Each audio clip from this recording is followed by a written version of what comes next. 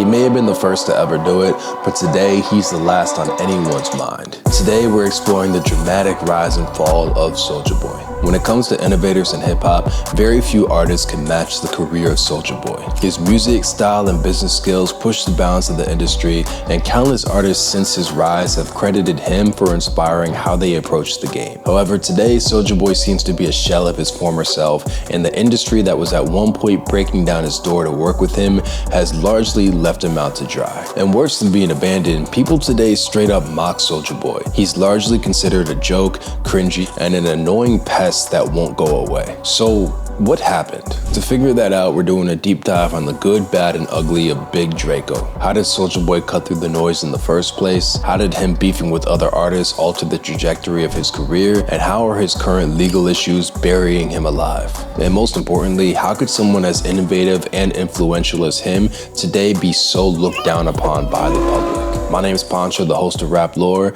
and we're gonna dive into it right now.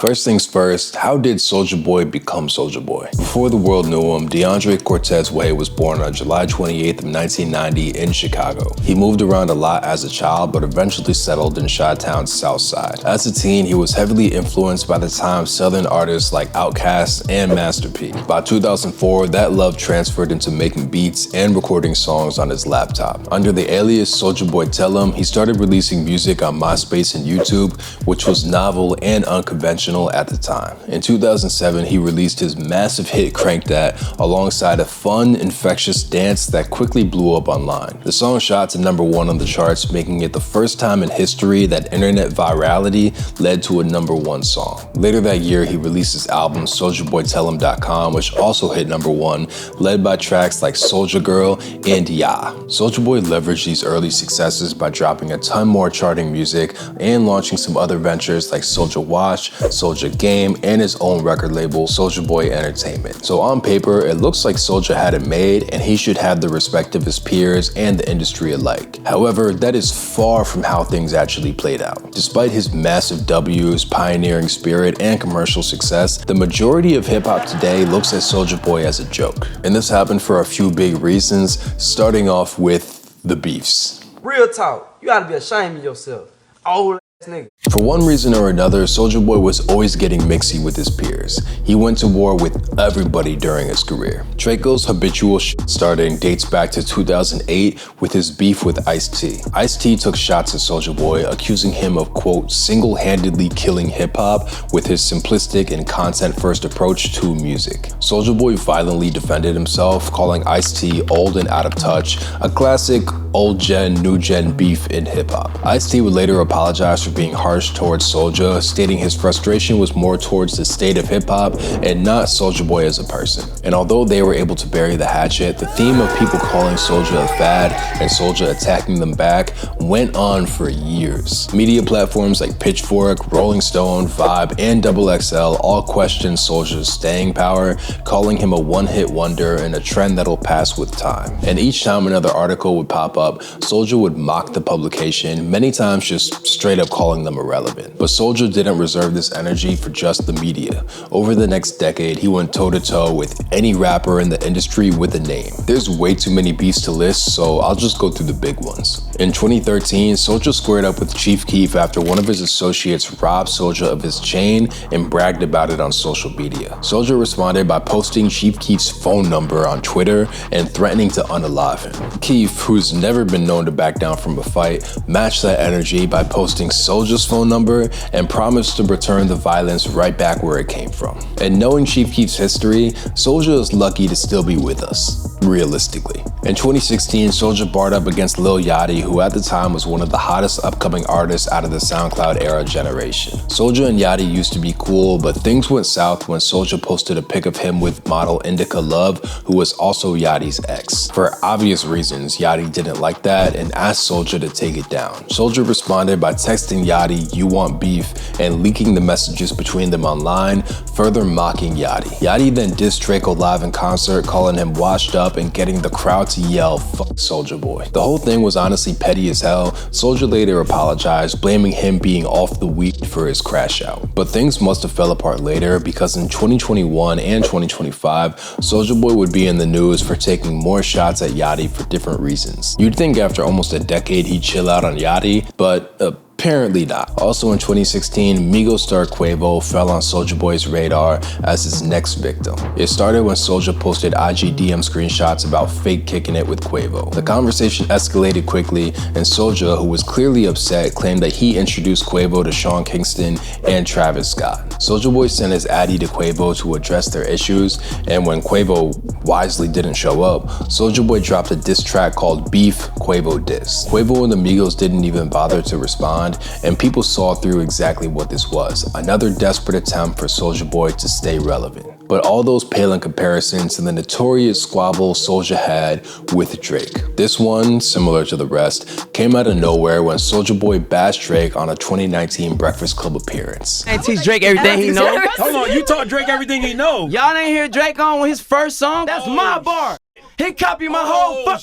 Tell me what's really going on. Soulja Boy up in this thing, I'm ready. What's happening?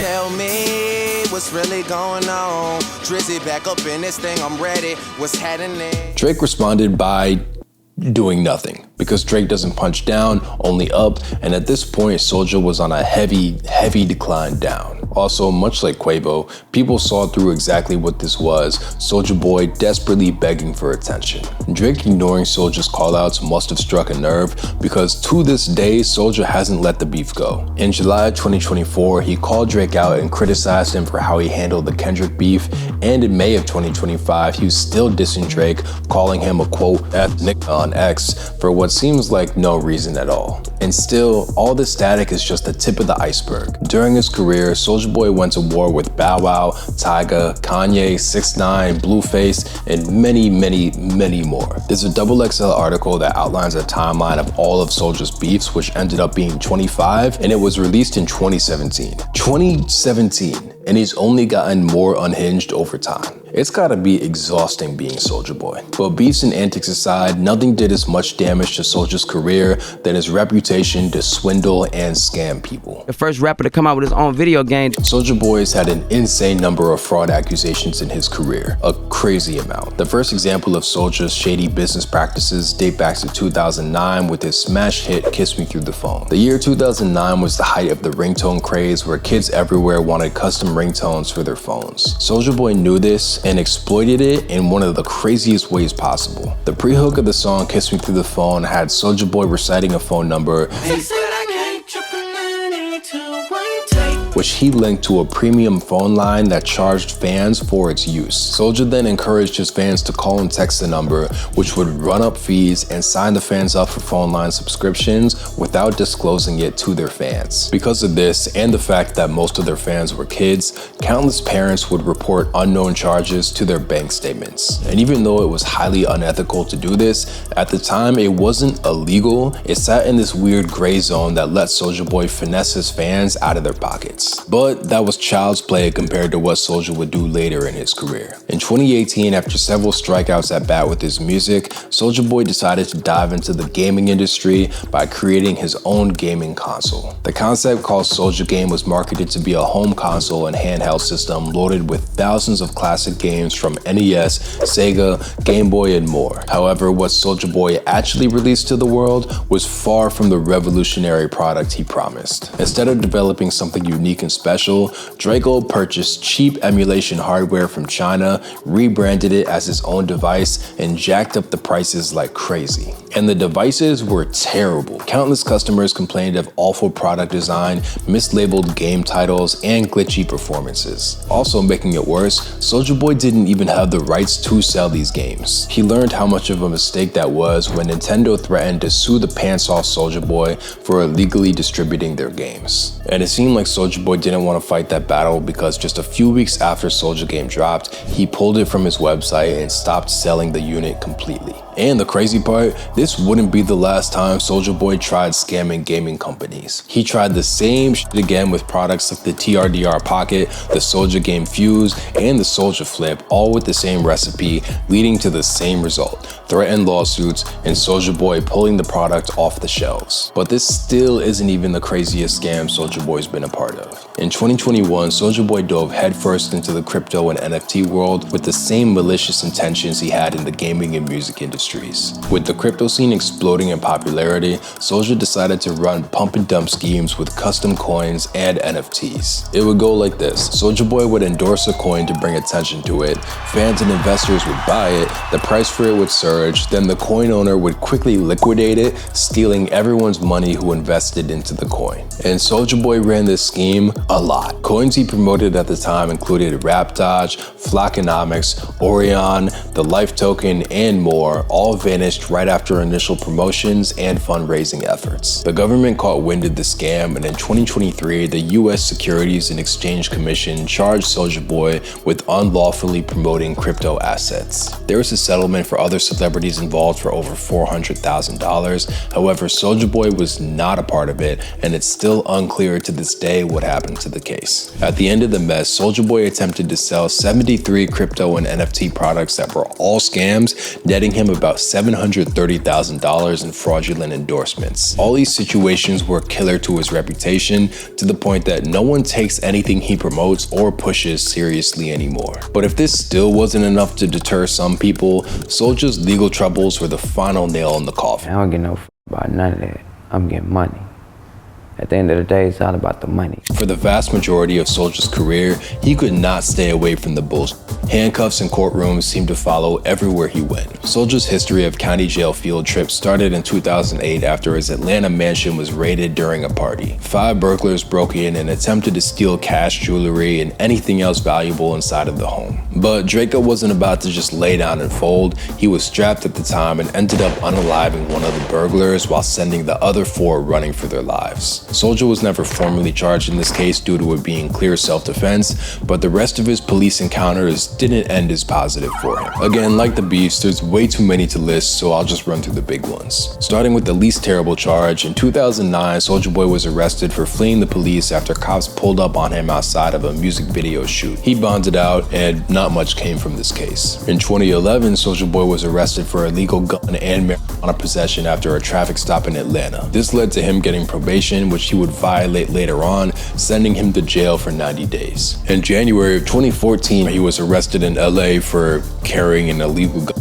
Again, he claimed the gun wasn't his, but the prosecutors didn't care. He got probation for this, which he would violate in 2019 for allegedly holding his girlfriend hostage in his LA home. That led to a calm 8 months of lockup, and in 2023, he was ordered to pay $471,900 to the ex-girlfriend that he held hostage. Rewinding a bit, in 2016, rapper Skrill Dilly sued Soulja Boy after Soulja sent death threats his way. He claimed that Soulja put a $10,000 bounty on his head and that his baby mother stopped letting him see his kid for safety reasons. There's no public record of how this ended, likely meaning that Soulja paid Dilly a ton of money to make this go away. This still isn't the worst one. In 2021, Soulja's ex-assistant sued him in civil court for sexual battery, assault, and emotional damages. This case went on for 4 years, getting settled last summer, with Soulja Boy being ordered to pay $4.25 million in damages. And to cap off the saga, on August 3rd of 2025, Soulja Boy was arrested for, you take a guess, gun possession. Shocker. And Soulja isn't a kid doing this stuff anymore. Bro is 35 years old. He's a grown-ass man. It doesn't look like Soulja Boy's ever gonna learn his lesson, which solidifies the case that he's a lost cause and no one to take seriously. Soulja Boy's career was really one of one, with massive successes and equally as massive failures. With all that, there's a few main takeaways we can gather from his time in the limelight. First, don't build a career off of hype. Soulja Boy's whole career was him chasing and trying to capitalize off of trends, and when the trends died, his momentum died with it, and he'd constantly have to restart from zero. Except in his case, it was below zero because of all the fraudulent accusations around his business. It's just a bad place to be. Secondly, using your personality and antics to promote your music can absolutely work, but it has to be backed up with good music. If not, people will get sick of your and mentally check out. And lastly, no matter what you do in life, Soulja Boy did it first. Don't ever forget that.